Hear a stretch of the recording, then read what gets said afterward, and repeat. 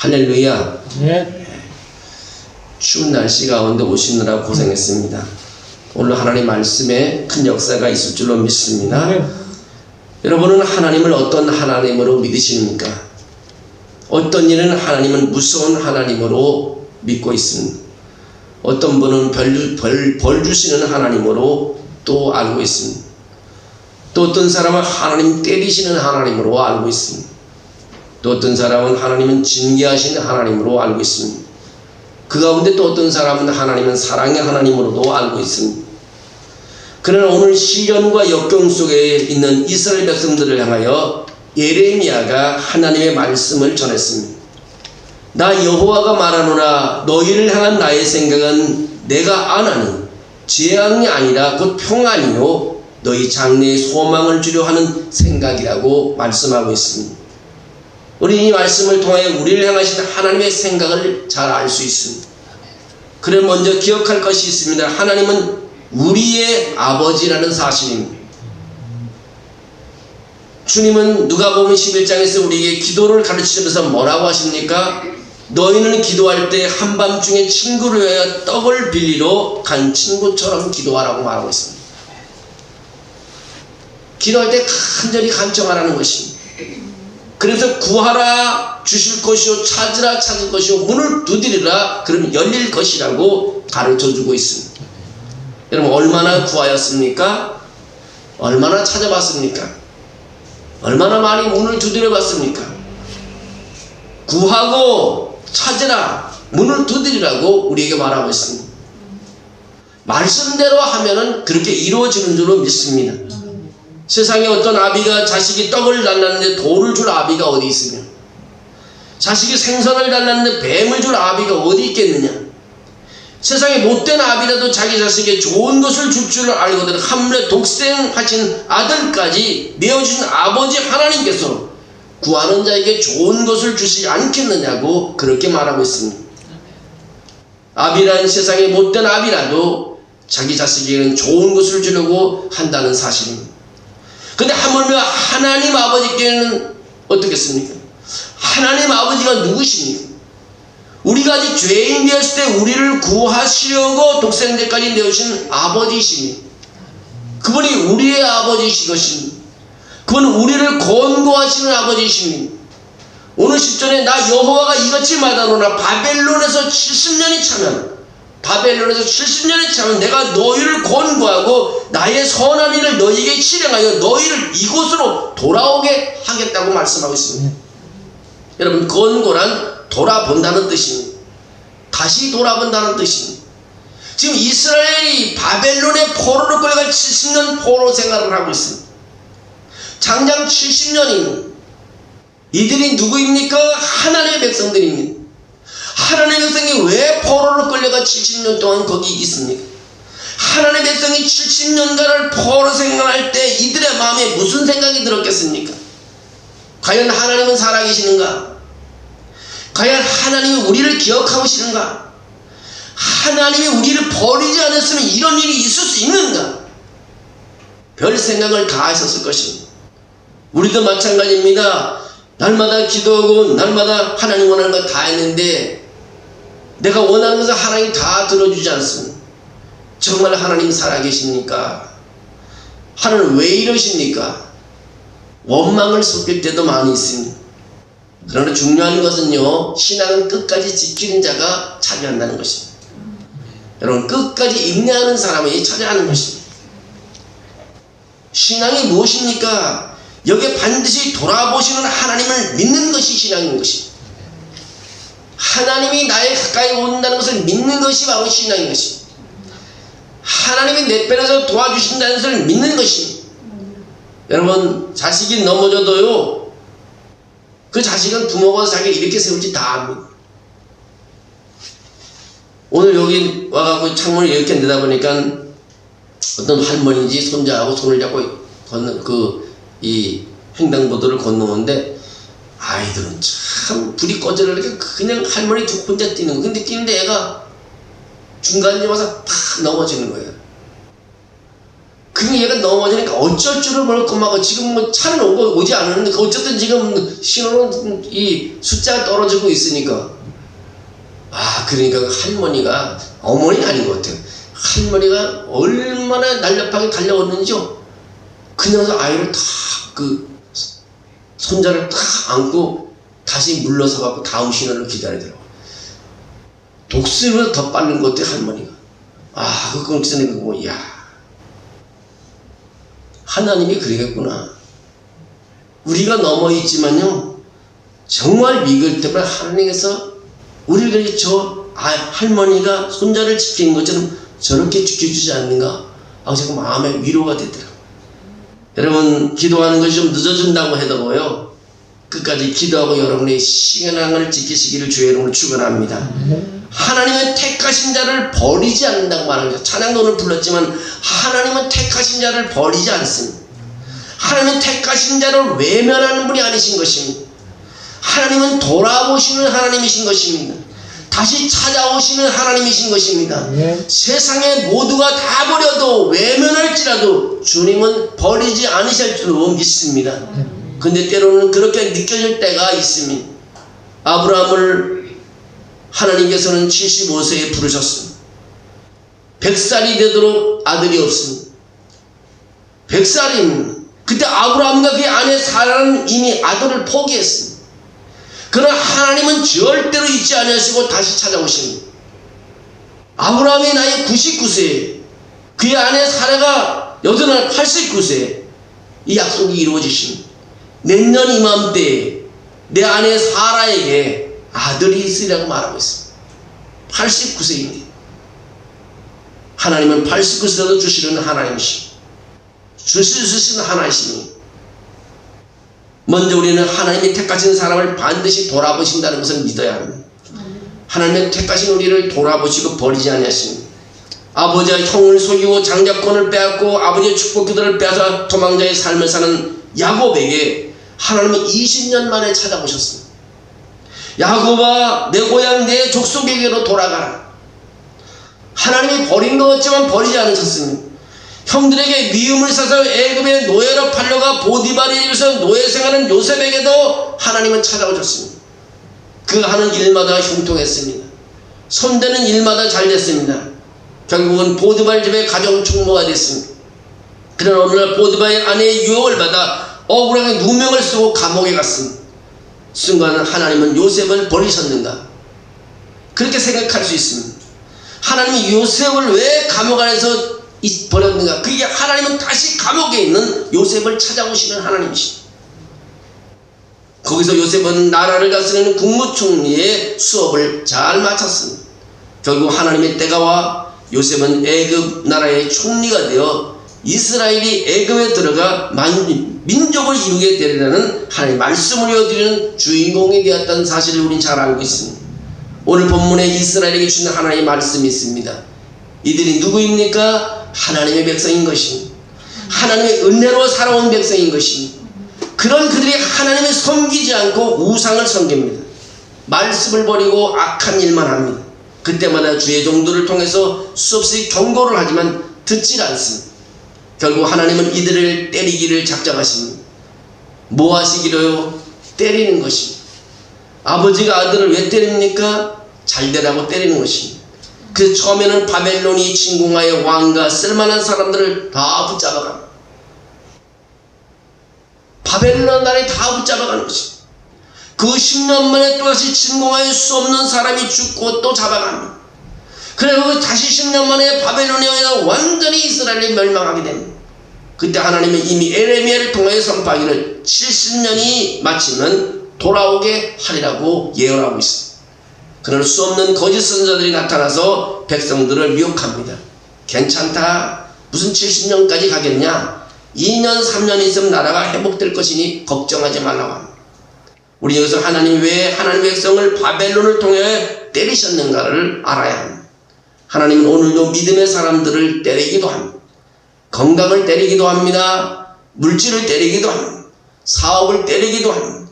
가정도 때리십니다. 왜 때리시냐고 겁납니다. 무엇 때문인가요? 잘 하라는 것입니다. 바로 잘 살라는 것입니다. 가만두면 안 되겠으니 때리는 것입니다. 그러기에 때리신 하나님은 때가 되면 반드시 돌봐주시는 것입니다. 권고하신다고 말씀하고 있습니다. 언제요? 70년이 맞지만 그렇게 한다고 말합니다. 그때가 언젠가요? 사람의 때가 아니라 하나님의 때인 것입니다. 하나님은 하나님의 때가 되면 반드시 돌아보아 권고하신다고 말씀하고 있습니다. 여러분, 하나님은 고치시는 하나님이십니다. 하나님은 싸매시는 하나님이십니다. 하나님 다시 세우시는 하나님이십니다. 또 한 가지는 우리를 향하시는 하나님은, 하나님의 생각은 평안을 주신 생각이라고 말하고 있습니다.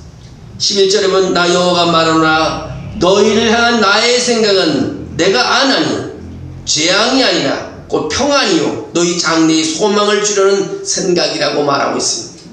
세상에 오신 예수 그리스도께서 이 땅에 오신 이유가 무엇입니까? 예수님께서 이 땅에 오신 이유가 뭐예요? 평안을 주러 왔다 해서 평안. 하나님은 두려움을 주시는 하나님이 아니십니다. 무서움을 주시는 분이 아니십니다. 하나님은 언제나 우리에게 평안을 주시는 하나님이십니다. 이스라엘 백성들이 나라가 망하고 포로가 되었어. 엄청난 재앙이 왔어. 포로로 잡혀갔으니 평안할 리가 있겠습니까? 온갖 멸시와 천대 학대를 받아가면서 죽지 못해 살아갔습니다. 그래서 이스라엘 백성들은 지금 재앙을 만났다고 생각하는 것입니다. 근데 하나님은 본래 너희가 망하고 포로 생활을 하는 것은 재앙이 목적이 아니라고 말하고 있습니다. 재앙이 목적이 아닙니다. 오히려 재앙 뒤에 있는 평안을 주려 하신다고 말하고 있습니다. 이제 우리는 다 끝났다고 하는 절망과 좌절이 아니라는 것입니다. 그 절망과 좌절 뒤에 있는 희망과 소망을 주려는 것입니다. 이스라엘은요 택함을 받은 민족입니다. 은혜와 축복을 받은 민족입니다. 근데 이들은 그런 하나님의 은혜를 까맣게 잊고 우상이나 섬겼습니다. 죄악을 물마시도 됐습니다. 그렇게 살아온 이스라엘은 가만두어서는 안 된다는 말입니다. 저러다가 세상에 쓸모없는 백성이 되고 말겠다는 것입니다. 결국 하나님은 바벨론이라는 매를 들어 그들을 멸망시키고 포로 생활을 시키는 것입니다. 그러나 하나님은 결국의 의도는 재앙이 아닙니다. 고난도 아닙니다. 그 재앙을 통해서 고난을 그들의 믿음을 회복시키기 위해서 고난을 주는 것입니다. 하나님과의 관계를 정상화시키는 것이 목적이고 그들의 참다운 평안을 주는 것이 목적인 것입니다. 그래서 70년이 차면 회복시켜 주시겠다는 것입니다. 70년 동안 고난을 받으면서 깨달으라는 말입니다. 돌이키라는 말입니다. 다시 말해서 회개하라는 것입니다.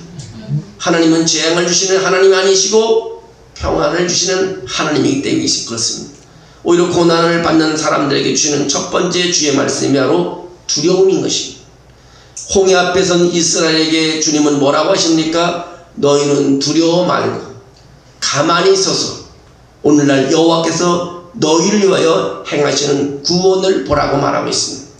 시편 42편 5절에도 그렇게 말합니다. 내 영혼아 내가 어찌하여 낭망함이 어찌하여 내 속에서 불안하여 하는고 너는 하나님을 바라보라고 말하고 있습니다.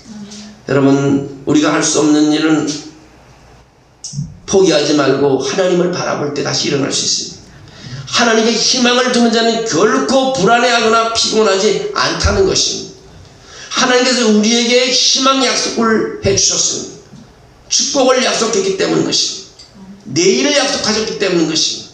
가나안을 약속하셨기 때문인 것입니다. 하나님을 바라보는 사람은요 시련과 역경이 있다 할지라도 마음에 늘 소망이 넘치고 기쁨이 충만한 삶을 살아가게 됩니다. 믿음이 없는 사람은요 언제나 불안합니다. 언제나 불안, 평안이 없습니다. 마음에 기쁨이 없습니다. 이런 증세가 있으면 믿음이 부족한 겁니다. 그러나 우리에게 좋은 일을 준비해 주시고 예비하신 하나님을 믿으며 소망 가운데 사는 사람은 언제나 승리하는 삶을 살 줄로 믿습니다. 여러분 하나님은 언제나 장래에 소망을 주시는 생각을 가지고 계십니다. 오늘 11절을 보면 공동번역에 이렇게 기록되어 있습니다. 나는 너에게 나쁘게 하여 주지 않고 잘하여 주려고 뜻을 세웠다. 밝은 앞날이 너희를 기다리고 있다. 주님의 생각은 장래입니다. 미래입니다. 내일인 것입니다. 여러분 이 세상에서 제일 가난하고 불행한 사람은요 내일이 없는 사람입니다. 돈이 없는 사람이 아니에요. 내일이 없는 사람이 가장 불행하다고 합니다. 미래가 없는 사람입니다. 내일이 없다면 얼마나 기가 막히겠습니까? 미국에 샌더슨이라는 사람이 있었는데 사업가로 아주 성공을 했는데, 근데 어느 날 갑자기 그 사업에 병을 들었습니다. 병이 들었어요. 그래서 할 수 없이 입원을 하게 됐고 번민과 좌절로 견딜 수 없어서 자살까지 생각을 했어요. 그러다 어느 날 밤중에 잠 못 이루고 뒤척이고 있는데 어디선가 찬송가 소리가 들려 그 귓전에 은은하게 들려왔습니다. 그는 마음에 감동을 받고 자기도 모르게 자리에서 일어나서 찬송가 소리가 들리는 곳으로 가봤지만 아무도 없었습니다. 그 다음날도 여전히 어디선가 바람결에 찬송가 소리가 들려왔습니다. 이 샌더슨이라는 사람은 찬송가 소리가 나는 곳으로 가보니까 70세가 다닌 노인이었고, 그는 전쟁터에서 다리를 잃었기 때문에 의족을 했고 지팡이를 짚고 다니면서 병원 청소를 하고 있었습니다. 그것을 본 샌더슨은 깜짝 놀라서 그 노인에게 물었습니다. 당신은 무엇이 그리 좋아서 그렇게 노래를 부르십니까? 그때 노인의 대답이 이렇게 대답합니다. 예, 저는 다리를 잃고 절망 속에서 헤매다가 자살을 하려고 했습니다. 그러나 저는 주님을 믿고 구원을 받아 천국을 소유하게 됐습니다. 그래서 내 마음이 이렇게 기뻐서 찬송을 한답니다. 나는 내 마음이 너무 기뻐서 찬송을 부르지 않고는 견딜 수가 없습니다. 하면서 찬송을 부르는 것입니다. 그냥 늘 눈만 뜨면 찬송이 저절로 나옵니다. 여기서 그는 큰 충격을 받았어. 세상에 저런 사람도 저렇게 기쁘게 살아가는데 나는 양발을 다 가지고 건강을 몰고 가지고 이렇게 왜 이러고 있는가. 그때 그는 예수를 믿고 꿈과 소망을 가지고 용기를 내서 다시 사업을 시작해서 미국의 큰 거부가 되었다고 합니다. 주님은 항상 어제보다는 오늘 복 주시는 분인 것입니다. 오늘보다는 내일을 복 주시는 분이신 것입니다. 내일보다는 모레에 더 복을 주시는 것입니다. 하나님의 생각은 항상 응답하시는 생각을 가지고 계십니다. 오늘 12절에 보니까 너희는 내게 부르짖으며 와서 내게 기도하면서 내가 너희를 들을 것이요 너희가 전심으로 나를 찾고 찾으면 나를 만나리라고 말씀하고 있습니다. 이 말씀은 하나님을 믿으라는 말인 것입니다. 믿고 주님께 나오라는 말씀입니다. 나를 전심으로 찾고 찾으라는 것입니다. 그리고 부르짖으라는 것입니다. 그렇게 믿음으로 하나님께 구하고 찾고 두드리는 자에게는 좋은 것을 주신다고 약속하고 있습니다. 여러분 요한복음 14장 13절에도 그렇게 말합니다. 너희가 내 이름으로 무엇을 구하는지 내가 수행하리라. 예수님의 이름으로 구하셔야 됩니다. 요한복음 15장 7절에도 너희가 내 안에 내 말이 너희 안에 거만 무엇인지 원하는 대로 구하라. 그리하면 이루리라고 말하고 있습니다. 여러분 갈라디아서 2장 20절 우리가 암송하잖아요. 눈을 감아도 암송이 되더라. 아마 사순절 끝나고 올 때 그러면 큰 재산이 될 거예요. 어디 가서 100만 원 것보다 더 큰 재산이 될 겁니다. 눈을 감아도 하나님 말씀을 하나 떠올려서 외워보십시오. 그보다 더 큰 재산은 없어요. 요한복음 16장 24절에 보죠. 지금까지 너희가 내 이름으로 아무것도 구하지 아니하였으나 구하면 그리하면 받으리니 너희 기쁨이 충만하리라고 말하고 있습니다. 여러분 구하셔야 됩니다. 마태복음 8장에 보면 갈릴리 바다에 큰 풍랑이 일어날 때 제자들이 두려워 떨면서 주무시던 예수님을 깨웠습니다. 주여 구원하소서 우리가 죽겠나이다. 주님께서 깨어나셔서 말씀하십니다. 어찌하여 불안해하며 무서워하느냐. 믿음이 적은 자들아 하고 믿음 없는 자들을 책망하시면서 바람과 바둑을 꾸짖으시니 그 즉시로 잠잠해졌다고 했습니다. 우리 하나님은 항상 좋은 것을 준비하고 예비해 놓은 줄로 믿습니다. 이란의 수도의 테헤란에 가면 세상 가장 아름다운 궁궐이 있는데 그 궁궐에 들어서면 벽과 기둥이 수정으로 수를 놓은 것 같이 번쩍번쩍 거리는데 무지개가 아롱거리는 것처럼 휘황찬란하고 아름답다고 합니다. 근데 그 왕궁을 짓기 위해 원래의 계획은 거대한 통유리를 사용해서 사용하는데 그 통유리를 수송하다가 그 운전수의 실수로 그 유리가 몽땅 깨져버렸다. 그래서 모두 실망을 해서 어떻게 하면 좋을까 고민하다가 연구한 끝에 깨진 유리 조각을 이용하여 모자이크를 해야 됐다고 결정했다고 합니다. 그래서 모든 유리를 과감하게 망치로 부수어서 조각조각 다 부숴버리고 그 조각조각 붙였더니 휘황찬란한 오색을 바라는 더 아름다운 궁전이 됐다고 합니다. 여러분, 살다가 때로는 실패할 때가 많습니다. 넘어질 때도 있습니다. 역경이 닥칠 때도 있습니다. 깨질 수도 있습니다. 망할 수도 있습니다. 발바닥으로 정말 걸도록 주저앉을 수도 있습니다. 그러나 하나님은 그 속에서 가장 좋은 것을 창조해내시는 살아계신 하나님이심을 믿어야 합니다. 요한복음 16장 34절에 그렇게 말합니다. 세상에서는 너희가 환난을 당하나 담대하라, 내가 세상을 이겼노라고 말합니다. 요한복음 14장 1절에도 말합니다. 너희는 마음에 근심하지 말라, 하나님 믿으니 또 나를 믿으라고 말합니다. 낙심하지 말라는 것입니다. 좌절하지 말라는 것입니다. 포기하지 말라는 것입니다. 여러분, 우리는 만능자가 아닙니다. 가장 어리석고 연약한 존재들입니다. 미물마도 못할 존재인 우리는 하나님을 의지해야 됩니다. 여러분이 가시 하나만 찔러도 아픕니다. 우리는 하나님을 의지해야 됩니다. 하나님을 의지하는 가운데 하나님의 도움을 받게 되는 것입니다. 하나님 아버지는 반드시 우리를 돌봐주십니다. 우리 미래의 좋은 것으로 채워줄 줄 믿습니다. 우리가 부르면 언제 달려와 주셔서 우리를 이렇게 세우시고 도와주시고 축복해 주십니다. 여러분, 자꾸 안 된다고 의지 마시고요, 하나님이 나를 도와주신다고 생각하고 믿음을 올리는 사람이 됐으면 좋겠습니다. 많은 사람들이요, 하나님의 말씀을 잘 믿으려고 그러지 않습니다. 말씀을 그대로 믿어야 되는 것입니다. 자꾸 여기서 뭐 해석을 하려고 그러고 뭐 자기 지식으로 이것을 풀어보려고 그러다 보면 아무 역사도 안 나타나요. 하나님의 말씀은 선포대로 믿는 것이 제일 역사가 나타나요. 그래서요, 세미나가 많은, 하나님 말씀을 읽어서 세미나를 하면 할수록 그 나라는 망한다는 거예요. 세미나를 하면 할수록 그 사람들은 하나님의 멀리 떨어져요. 믿지 않는 거예요.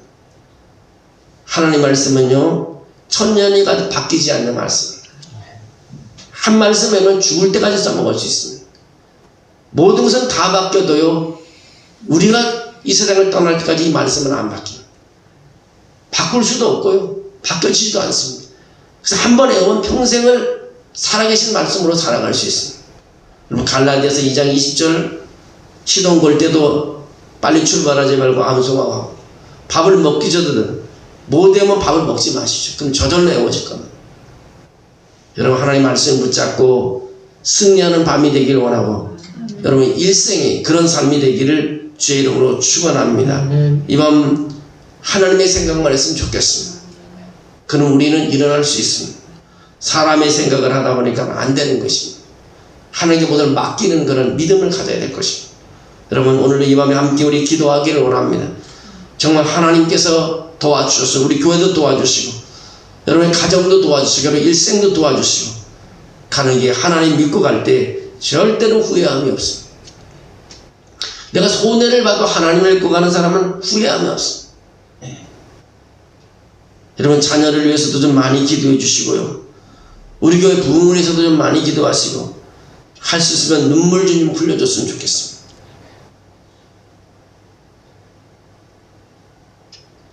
하나님이 원하는 건요, 우리의 눈물인 것입니다.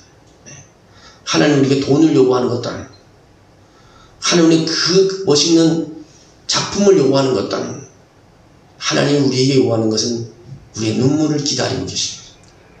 여러분, 눈물을 흘릴 수 있으면 여러분 실패하지 절대 않습니다.